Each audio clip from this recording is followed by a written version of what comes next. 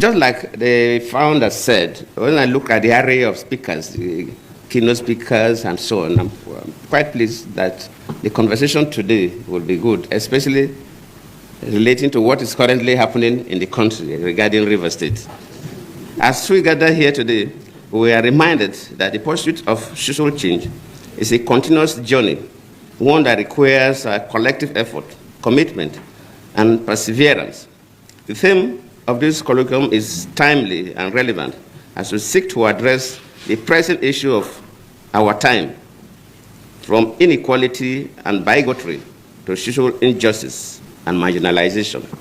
I believe that it is mark of good leadership and governance to be able to leverage the transformative power of diversity, equity, and inclusion for social change. As a leader, I have seen how these values can bring people together, foster a sense of belonging, and unlock the full potential of individuals and communities. And that is why today I think I appointed more women into office than any other president. Because the issue of inclusivity is critical.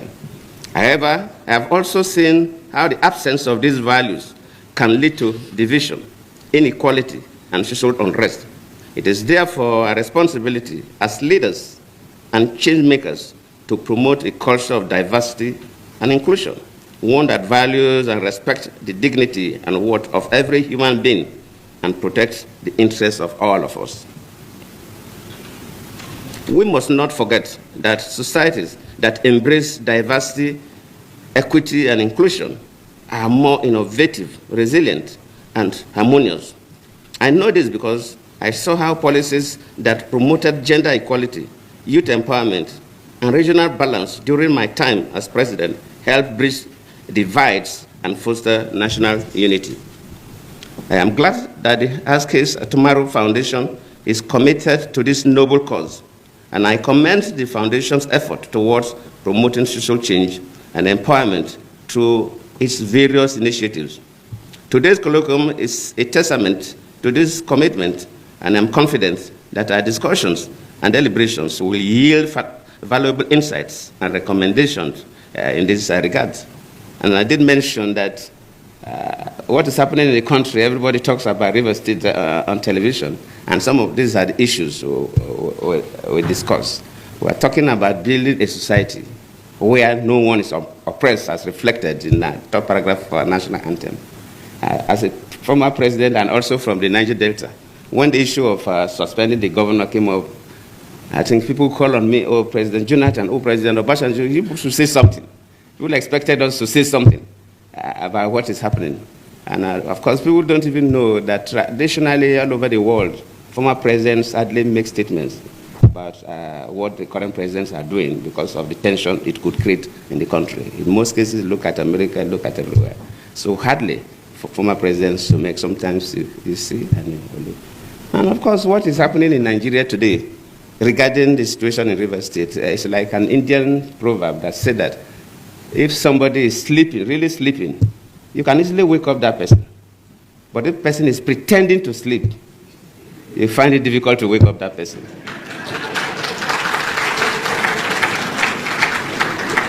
The key actors in Nigeria, from executive to the legislature, luckily Senator Binta and others are here, and the judiciary, they know the correct thing to do.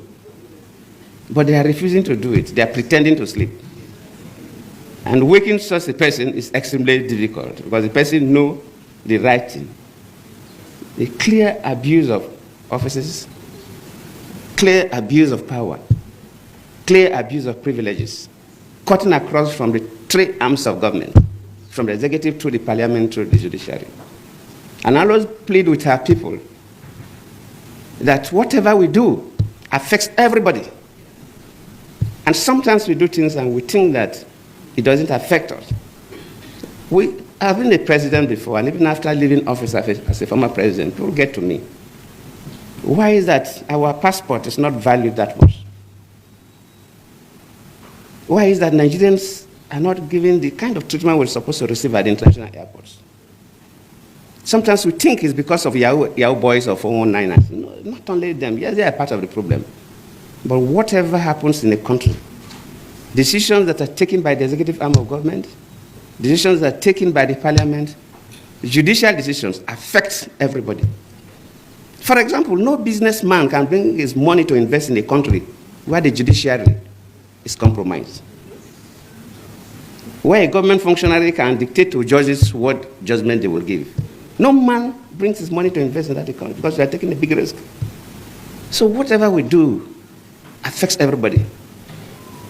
And if we must build a nation for our children and our grandchildren, no matter how painful it is, we must strive to do what is right. It may cost us, but we must endeavor and pay the price to insist on doing what is right.